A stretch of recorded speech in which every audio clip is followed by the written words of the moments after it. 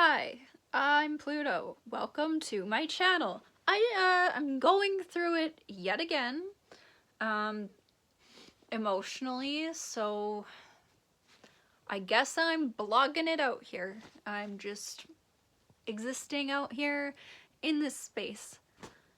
I don't really know what I'm going to call this video yet, but there's some things that I feel are close to my heart and need to be said. You don't have to do life perfectly. In fact, you can do a lot of things very well and still have absolutely everything go wrong and everything can fall apart. You can be the most perfect person you think you can be and still have nothing, have no reciprocity. You can still end up in a position where it doesn't matter what anybody did in, say, a relationship, that there's a loss, there's a problem that you can't fix, no matter how badly you want to. So my point in making this video right now is to speak to some of that for me, because I try so hard and I feel like a lot of my efforts don't matter, but I need to reaffirm that they do matter in a community space, right? Whether it's just this small little thing on YouTube, the efforts do matter, and that's okay if it doesn't work out. Your efforts are not always in vain, because there are always people that see the effort that you put in and appreciate you and appreciate what you're doing, and they know why you're doing it. And you might come across people who don't know who they are yet. Now, I'm not saying I have this vast life experience to work off of, but I think I have enough to speak on it. And, you know, some things, if you're a really kind person, if you're a very giving person, if you will do anything and everything for someone, it should not be negotiable that if it doesn't go both ways. If they don't have the capacity for you, it is not your fault. If you don't have the capacity for them, it may also not be your fault, because we all need to work on things. Nothing is promised to us. We were not born onto this planet with a promise. We might have had good parents, we might not have. We might have been born into a good community, we might not have. Stoicism is often sent men's way, and I see why. There's a guy on YouTube who did an excellent video about stoicism that I really appreciated. And he has the most like ridiculous YouTube name. He goes by Chumpum Balls, so yeah. Anyway, he did a great video about it and how reason was always supposed to be connected to your ethics and your morals. Reason was never supposed to be pushing that out. And I think women, I want to speak largely to women, not that I'm saying, oh no, men can't listen, but it's just because it's my experience that I can speak to it, and I know that often we do have very different experiences just because of society, the way we're socialized, etc., etc. So for women, I think a lot of us feel like we give and we give and we give, and we're willing to do whatever it takes, but that definition of whatever it takes often isn't what other people in our lives need. And then we find ourselves running up against a wall of our own capacity where we actually can't give what they need. And I think ultimately the thing about relationships, the thing about people, friendships, whatever it is if both people can be okay with running up against that capacity and still trying, then I think there's hope. But often you're gonna find one person really miserable or both people really miserable, and the healing process that might typically be able to include both people in this kind of a society is now, it forces people apart. We're always told, do your own healing, do it on your own, learn to love on your own, love yourself. And I'm here to tell you that is bullshit. You cannot learn to love in a vacuum. That's not how humans work. That's not how we're raised. It needs to be modeled. You need to receive it to know how to give it. And there's going to be people in your life that had different receptions of love than you did. So for myself, knowing what I know now, I think there's no easy way. A lot of young people probably need to know that there's no easy way. There might be an easier way. There might be a more efficient or better way. But your choices are your choices. And you can't force anyone to make the same choices that you're going to make. And I think a lot of us women want that reciprocity really bad, if we're honest, and if we're not being problematic ourselves or just using people. And I know that there are women that use people, and there are women that do some pretty terrible things, so I'm not really going to start a gender war here. I am acknowledging that happens.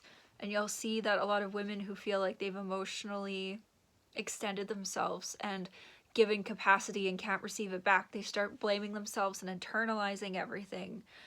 And I'm here to tell you to stop. There are people out there that will get it, and they will understand what you were trying to do and why, and they will not see everything you do as some kind of fault, or your safety-seeking behaviors might need to change. You might need to change, but you're not going to be treated badly by people who get it, because they're going to be able to sit with you with the same capacity. But you have to know that. You have to choose to reject people who can't hold that for you. And what that often means for a lot of us is learning to detach from people that it will feel like you're dying. It will feel like you're dying. It will feel like death.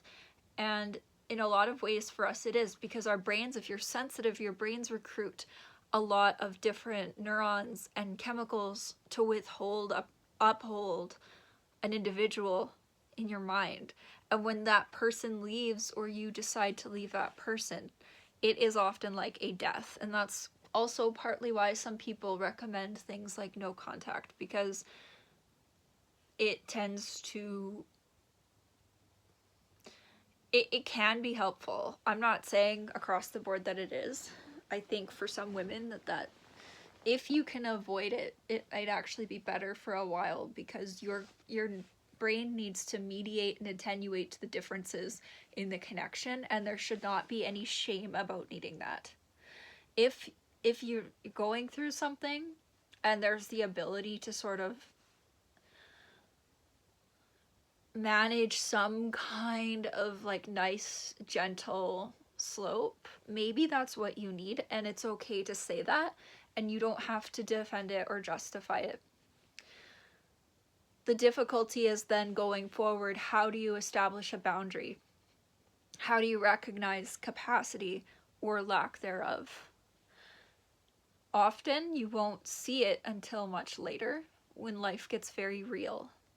And when life gets real, finances, kids, whatever, you see that, okay, here's what they have the capacity to hold on to right now, if you're having relationships later in life,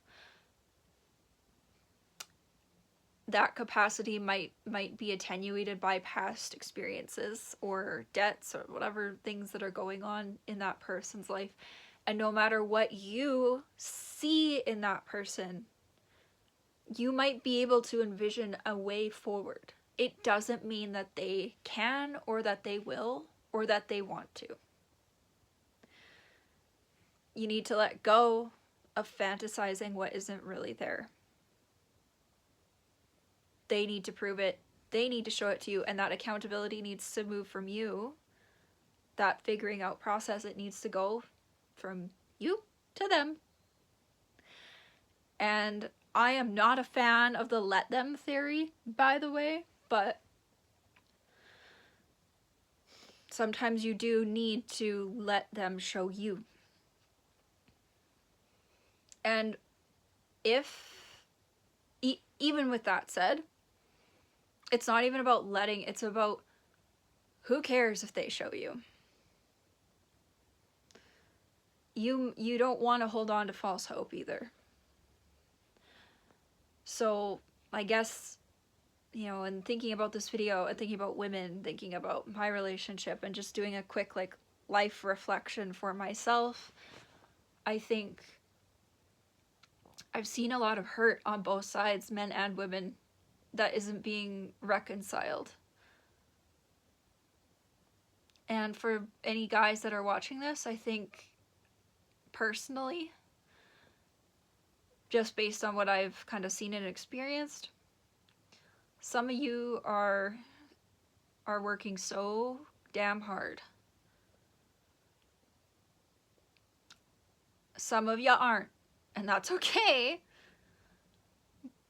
The problems that I'm seeing are respect problems, or people creating environments where respect is only going to go one way. And that's not respect, that's control. So it has to go both ways, and it has to be you both, everyone in a relationship has to provide that safe space for one another. And I think women, typically, I'm not saying everyone, just based on what I've noticed, anecdotally, we want so badly to be understood. We want to put down that weight that we're carrying emotionally. And a lot of guys can't even pick up their own weight, so they're not going to be picking up ours. And that has nothing to do with you. And if you are with a guy that can pick up that emotionally, that's awesome. The trick here is we convince ourselves that we are picking up the weight when we're not. Or we convince ourselves we're putting down the weight when we're not. Because our brains are so good at deceiving ourselves into thinking we're doing the right thing. So I'm not saying doubt yourself. Don't do this Cartesian exercise. Don't like lose your mind. Just understand brains are tricky, and when you're talking to another human, maybe they're in the woods of self-deception, and maybe you are, maybe you both are. It doesn't mean that you can't move forward, and it doesn't mean that it can't happen. It doesn't mean it's unfixable, but you still, in the midst of all of that doubt, you're still responsible for where you stand. So some things have to be certain. Respect needs to be certain.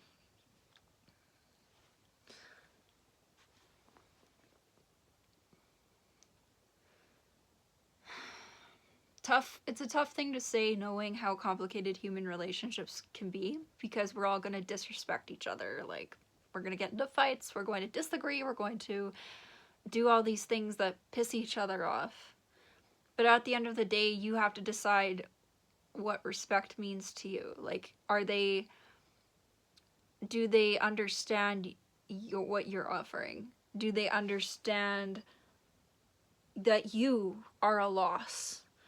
Do they understand that your work matters too? Do they, you know, what are basic needs, right? Like even down to, okay, finances. If you're living together for a long time, who's picking up all the slack? And does it ever balance out? Respect is kind of the underpinning of a lot of it. It's a good root ball to have to help maintain a healthy relationship. Respect also means, I think, to some degree, honoring and celebrating who someone is even when they're not always perfect. It's not about, okay, everything is smooth sailing, so nothing's been brought up, there are no issues, we're fine. That's not realistic. That's a fantasy. And ladies, we need to stop creating fantasies out of people. Because they'll hate you for it too. They won't see it as you seeing the good in them, they'll see it as you controlling them. So if you're therapizing constantly, if you're trying to understand them and you're not getting reciprocity back, if they don't even understand themselves, you gotta stop. Not because you don't love them, but because it's their work. And as much as if they want a village, they'll look for it. And if you want the village, you need to take the feedback from the village. So there's a lot of people not willing to do that. But if you can be one of those people, you're going to find a place that you belong, and you'll find people that see your strengths and build you up, even when you are imperfect and you suck. Well, this was like longer than I anticipated. Hope everybody has a good day. Thank you for stopping by. Bye.